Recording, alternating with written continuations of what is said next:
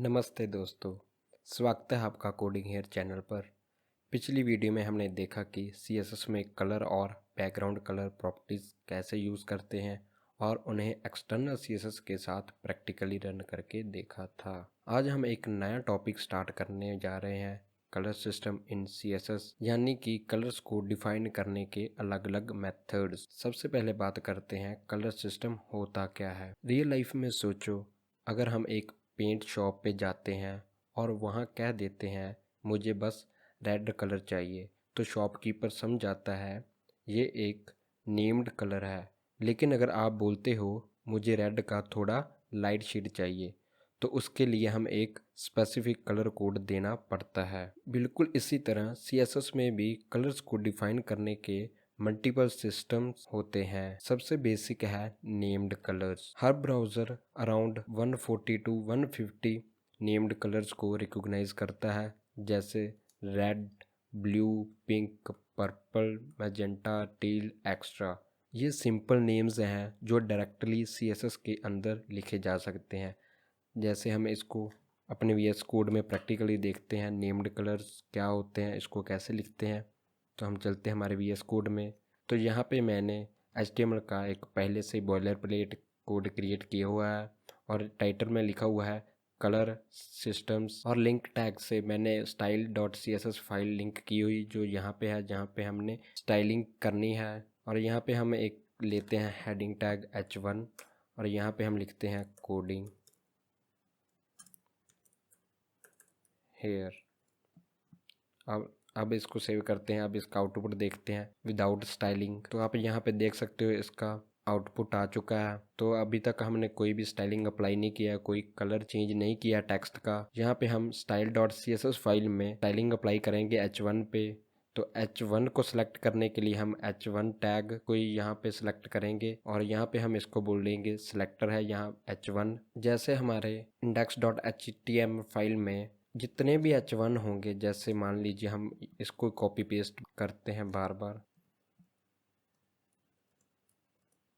तो जब हम इतने सारे H1 को लिखते हैं तो हम चाहते हैं कि एक हो, बट नहीं, यहाँ पे सारे H1 सेलेक्ट हो जाएंगे। आगे की वीडियोस में हम देखेंगे हम एक H1 को कैसे सेलेक्ट करते हैं, तो वो हम नेक्स्ट वीडियोस में देखेंगे। आगे की वीडियोस जो आएंगी हम उसमें देखेंगे सिलेक्टर्स क्या होते हैं। अभी के लिए हम H1 के साथ ही हम इसको सेलेक्ट कर रहे हैं।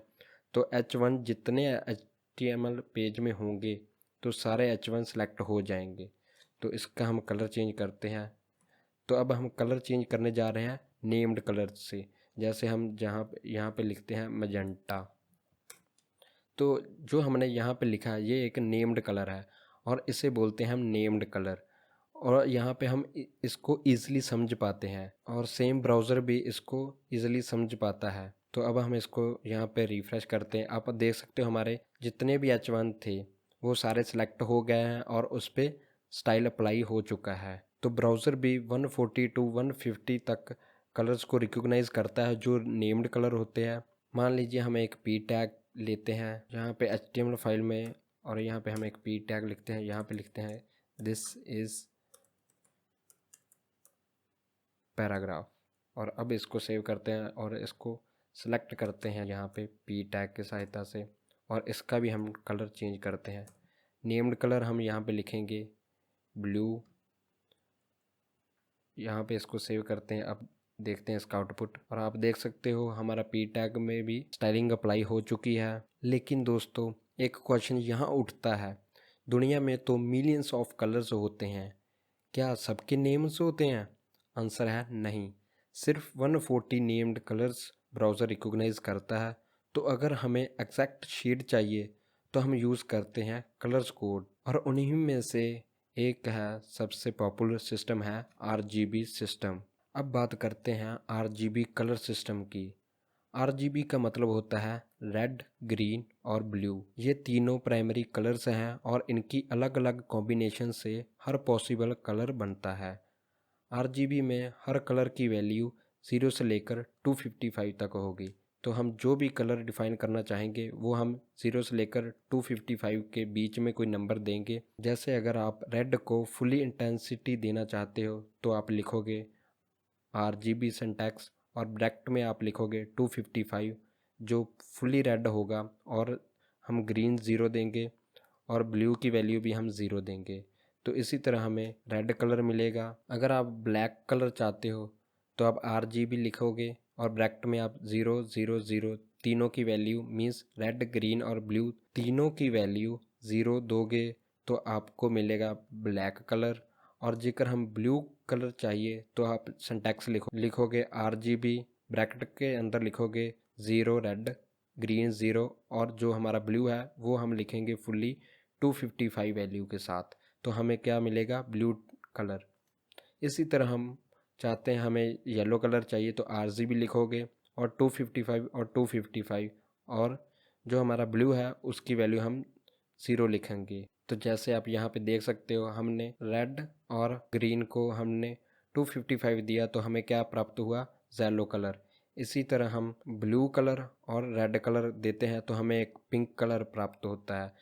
तो जेकर हम ब्लू और ग्रीन देते हैं 255 तो हमें यहाँ पे स्काई ब्लू कलर मिलेगा। चलिए अब हम इसको प्रैक्टिकल डेमो के साथ देखते हैं, फिर आपको मैं बताऊंगा इसको कब यूज़ करना चाहिए और कब नहीं यूज़ करना चाहिए और कब ये यूज़ आता है। तो चलते हैं हमारे VS कोड में। तो जैसे हमने यहाँ पे H1 टैग्स लिखे हुए हैं, अभी के लिए हम इन टैग्स को रिमूव कर देते हैं।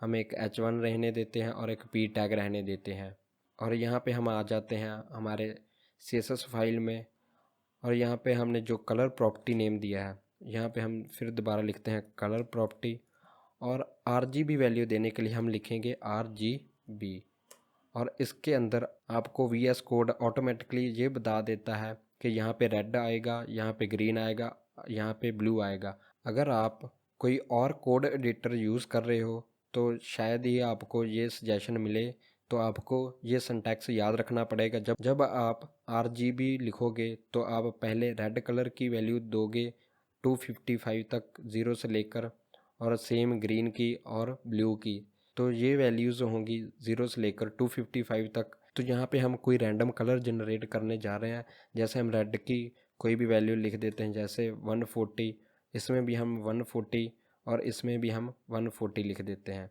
अब इसको सेव करते हैं। यहाँ पे आप देख सकते हो हमारे VS कोड ने पहले ये कलर बता दिया ये कैसा आएगा, ये हमारा ग्रे सा कोई कलर आ रहा है।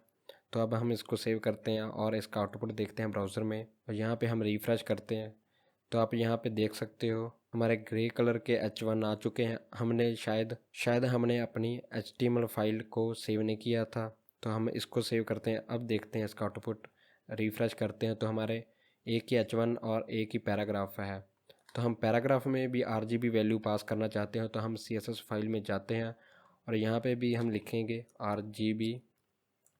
तो यहाँ पे हम P टैग के अंदर टेक्स्ट है जो उसको हम येलो कलर में डिफाइन करना चाहते हो, तो हम यहाँ पे रेड को देंगे 255 और ग्रीन को देंगे 255, और जो हमारा ब्लू है इसको हम देंगे 0। आप देख सकते हो VS कोड ने यहाँ पे देख लिया है, रिकॉग्नाइज कर लिया है कि यहाँ पे येलो कलर होगा। हम सेव करके और ब्राउज़र में देखते हैं इसकी आउटपुट, तो आप देख सकते हो यहाँ पे हमारा येलो कलर आ चुका है। हम बैकग्राउंड में भी सेम ही कलर ऐसे पास कर सकते हैं जैसे हम बैकग्राउंड कलर लिखते हैं, और यहाँ पे भी हम RGB लिख सकते हैं। और हम चाहते हैं इसका बैकग्राउंड ब्लैक हो जाए, ब्लैक कलर के लिए हम यूज़ करेंगे रेड 0 ग्रीन 0 और ब्लू की भी वैल्यू 0 होगी। तो यहाँ पे हमें ब्लैक कलर दिख रहा है, और अब सेव करते हैं। अब इसका आउटपुट देखते हैं। अब आपको दिख रहा होगा जो P टैग के अंदर टेक्स्ट था वो येलो कलर का आ चुका है, और जो इसका बैकग्राउंड था वो ब्लैक कलर के अंदर आ चुका है। अब मैं आपको बताता हूँ RGB का यूज़ कब करना चाहिए और कब इसको अवॉइड करना चाहिए। RGB का यूज़ तब करना चाहिए जब आपको एग्जैक्ट शेड्स चाहिए जो नेम्ड कलर से अवेलेबल नहीं है। ये सिस्टम ग्राफिक्स और UI डिज़ाइन में बहुत पॉपुलर है, लेकिन अवॉइड करना चाहिए जब रीडेबिलिटी प्रॉब्लम हो, जैसे कि कभी कभी RGB वैल्यूज़ को याद रखना मुश्किल होता है। इसलिए बड़े प्रोजेक्ट्स में यूजुअली हम CSS में कलर्स कोड्स जैसे हेक्साडेसिमल या pre defined design system use करते हैं। तो आपको घबराने की ज़रूरत नहीं है कि आपको ये वैल्यूज़ याद रखनी पड़ेंगी अलग अलग कलर नेम की। तो आप इसका गूगल पे भी सर्च कर सकते हो, कोई भी आपको कलर चाहिए तो उसका आप कोड ले सकते हो RGB का। तो दोस्तों अब आपके लिए प्रैक्टिस टास्क है, एक HTML पेज बनाओ जिसमें हेडिंग का कलर रेड हो। तो आपको सिंटैक्स यूज़ करना है कलर के लिए RGB, और उसमें आपको वैल्यू पास करनी है 0 से लेकर 255 तक। एक पैराग्राफ ब्लू हो, सेम आपको वो भी RGB के थ्रू ही करना है।